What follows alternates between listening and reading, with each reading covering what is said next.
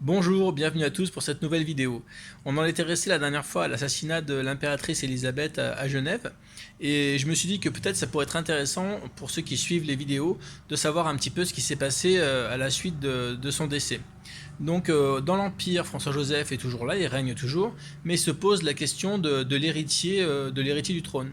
Comme le fils héritier de François-Joseph et d'Élisabeth, Rodolphe, s'est suicidé à Mayerling, on se pose la question de savoir un peu qui va devenir l'héritier.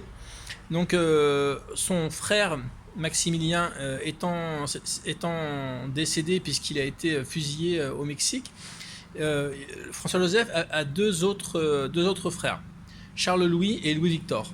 Louis-Victor, c'est hors de question parce que de toute façon il est homosexuel, donc on ne veut pas de ça pour le nouvel empereur. Donc il reste Charles-Louis. Charles-Louis, on ne peut pas trop lui donner la couronne non plus, mais bon, après, de toute façon, il décède, donc c'est son fils, François-Ferdinand, qui va devenir l'héritier présomptif du trône d'Autriche-Hongrie. Alors lui, c'est quelqu'un qui a failli mourir étant jeune, il y a eu des gros problèmes de santé, et il est toujours pas marié. Donc ça pose un petit peu un problème, puisque comme vous le savez, pour pérenniser la dynastie, il faut que l'héritier puisse avoir des enfants. Alors, il se passe une chose, c'est qu'il va aller régulièrement chez une des archiduchesses qui a de sa famille et qui a plusieurs filles. Et donc, cette personne se dit, tiens, il vient souvent à la maison, donc ça veut dire qu'une de mes deux filles doit l'intéresser sans doute. Donc, elle est très contente. Et puis, un jour où il vient la visiter, il fait une partie de tennis et tout ça, et puis il oublie sa montre à gousset sur le banc du terrain de tennis. Donc elle en profite, elle va regarder ce qu'il y a dans la montre, puisque souvent, vous savez, on mettait le portrait de la personne qu'on aimait dans la montre à gousset. Et au malheur, elle se rend compte que dans la montre, il y a bien une photo de femme, mais c'est en aucun cas une de ses filles, c'est sa dame d'honneur, enfin sa dame de compagnie. Et donc elle est horrifiée, elle renvoie sur le champ la dame d'honneur qui s'appelle Sophie Chotek.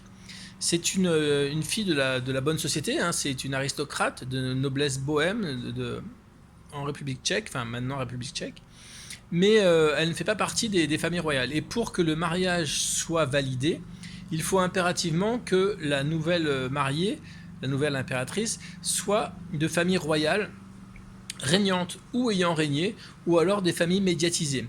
Médiatisé, ça veut dire que toutes les familles qui régnaient en Allemagne avant la création de l'Empire n'ont plus le rang de famille royale, puisqu'elles ont été englobées dans l'Empire, mais elles restent sur le même pied d'égalité que des familles royales régnantes. Donc, et elle, c'est pas le cas. Elle est de la noblesse tchèque, mais elle n'est pas de famille royale. Donc, mais François Ferdinand, il s'en fout complètement. Il dit, moi, c'est elle ou personne d'autre. Donc scandale, il va voir François-Joseph. François-Joseph freine des cas de fer et dit c'est hors de question qu'on accepte cette mésalliance dans la famille. Et lui, il n'en démord pas. Il dit ça sera elle ou personne d'autre. Donc au bout d'un moment, François-Joseph est bien obligé de négocier, on va dire, puisque c'est vraiment une négociation qui va se dérouler. Et il décide qu'il autorise le mariage, mais ça sera un mariage, ce qu'on appelle morganatique. Ça veut dire que les héritiers qu'ils pourront avoir ensemble ne seront pas successibles à la couronne d'Autriche. Ils pourront bien se marier, elle n'aura pas le rang d'archiduchesse, mais ils pourront se marier.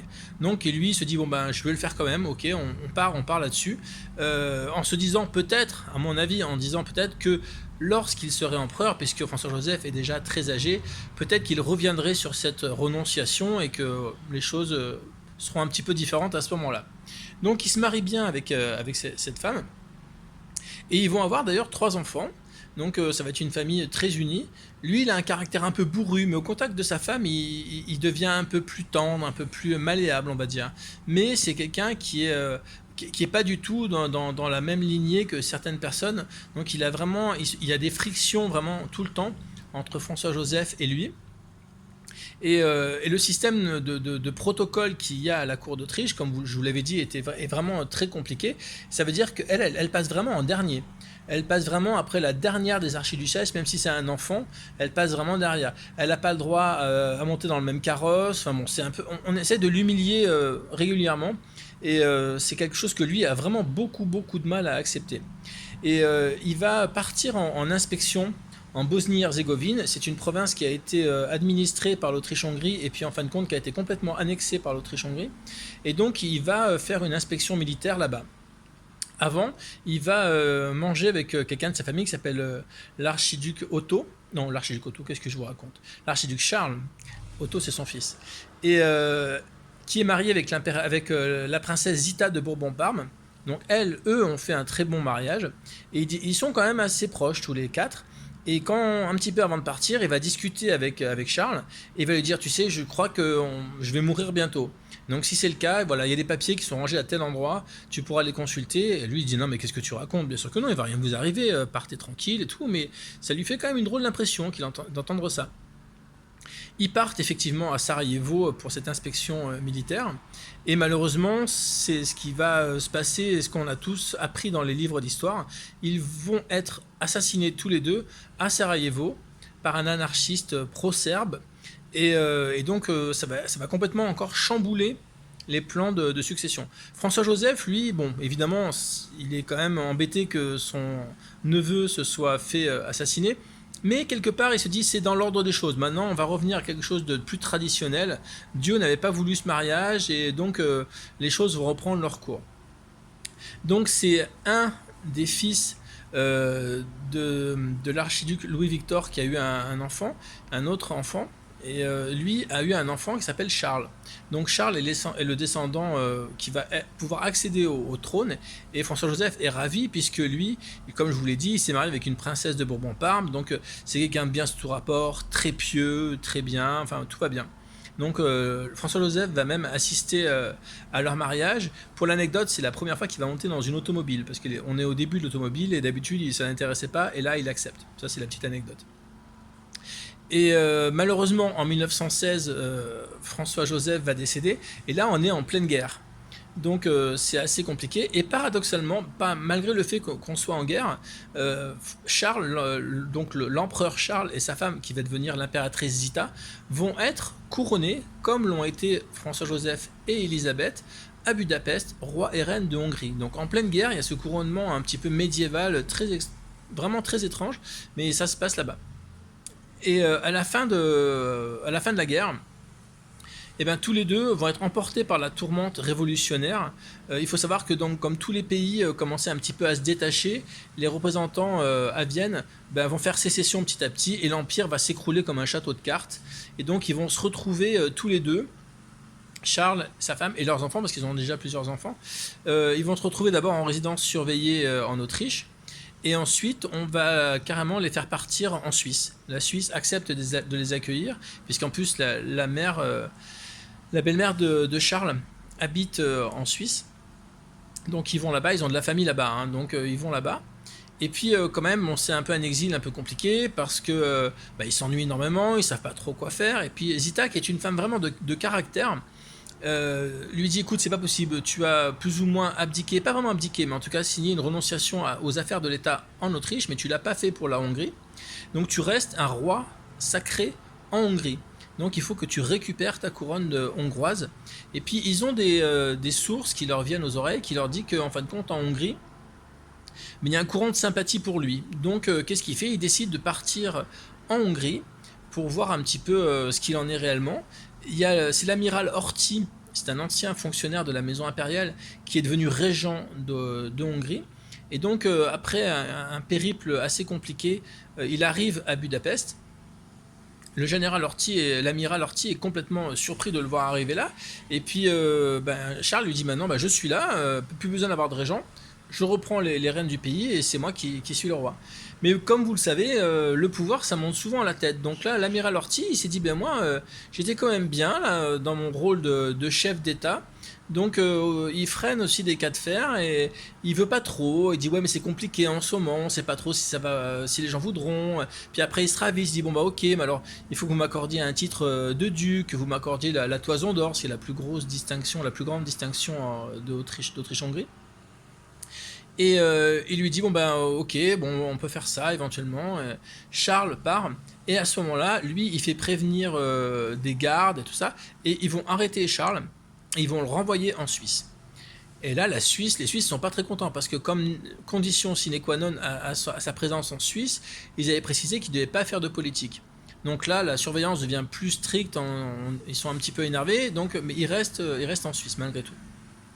Quelques temps après, sa femme, l'impératrice, revient encore à la charge en disant non, non, tu peux pas laisser tomber, on a encore des bruits qui disent qu'il faut vraiment que tu reviennes. Donc il va dire bon bah ok, on y retourne. Mais cette fois-ci, il y va avec Zita. Donc ils partent en avion cette fois-ci. Ils atterrissent en Hongrie sur un terrain de quelqu'un qui est acquis à leur cause. Et il va y avoir des fuites malheureusement, parce que là cette fois-ci c'est mieux préparé, il y a quand même des militaires, il y a quand même... c'est vrai qu'il y a un courant qui aimerait le voir revenir sur le trône de Hongrie, donc il y a quand même une troupe qui est là, mais il y a des fuites. Donc malheureusement le palais de Budapest est prévenu, l'amiral Horthy est prévenu, et il va embrigader un petit peu des jeunes militaires en leur disant que c'est des communistes qui viennent prendre le pouvoir, et donc il va y avoir une espèce de bataille, enfin ça va être minime, mais quand Charles s'aperçoit que ça risque de faire couler du sang, il dit bon bah ok, non, on arrête tout, je repars. Il repart en Suisse, et cette fois-ci les Suisses ils disent bon bah là c'est bon, vous avez vraiment poussé le bouchon un peu trop loin. Les alliés qui ont gagné la guerre sont un petit peu, enfin sont même carrément d'ailleurs très en colère de voir qu'ils respectent pas ces règles-là, donc ils vont décider de l'exiler à Madère, sur l'île de Madère. Donc il part d'abord là-bas avec sa femme, et ensuite ses enfants le rejoignent. Et malheureusement, en 1921, il va décéder là-bas. Il a une constitution un petit peu fragile, et puis l'endroit où ils habitent, c'est vraiment humide, c'est pas très bon pour sa santé. Et donc il décède là-bas. Donc le dernier empereur d'Autriche, aujourd'hui encore, est enterré à Madère, et non pas à la crypte des Capucins, puisque son fils aîné, l'archiduc Otto, a décidé, pour remercier les gens de Madère qui les avaient accueillis, de laisser la sépulture de Charles à Madère. Son fils donc est devenu automatiquement l'héritier, l'archiduc Otto, et c'est quelqu'un que j'ai eu la chance de rencontrer à Paris. C'était quelqu'un qui s'est beaucoup investi pour la politique en Europe. Il était il était député européen, président de l'Union pan-européenne. C'est quelqu'un qui a fait beaucoup pour les Hongrois et les Autrichiens pendant la guerre. Et c'est vraiment un personnage extraordinaire qui est mort à 98 ans. Et donc qui avait connu le couronnement à Budapest avec ses parents.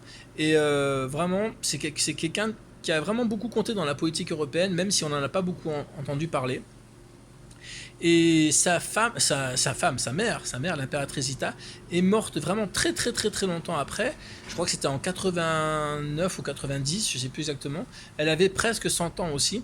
Et elle avait réussi à retourner en Hongrie grâce au roi d'Espagne qui lui avait fourni un passeport diplomatique, et le gouvernement autrichien avait enfin accepté qu'elle revienne dans sa patrie d'origine. Et ça a été un moment très particulier pour les Autrichiens qui se sont dit ah mais elle n'est pas morte alors, notre impératrice, la dernière impératrice n'est pas morte, et elle avait pu avoir la grande joie de revenir, de passer quelques temps en Autriche. Et d'ailleurs, ils ont pris le cérémonial pour le même que pour Elisabeth et comme pour tous les archiducs et les empereurs d'Autriche. Et elle est enterrée, elle aussi, dans la crypte des Capucins, et ses obsèques avaient été retransmis à la télévision, même en France. Et ça a été un moment très émouvant, particulièrement pour moi. Voilà, je vous laisse. J'espère que ce que je vous ai tout raconté maintenant, ça vous a intéressé. Comme ça vous a un petit peu donné plus d'éléments sur la fin de cette monarchie austro-hongroise. Et je vous dis à très bientôt pour une nouvelle vidéo. À bientôt!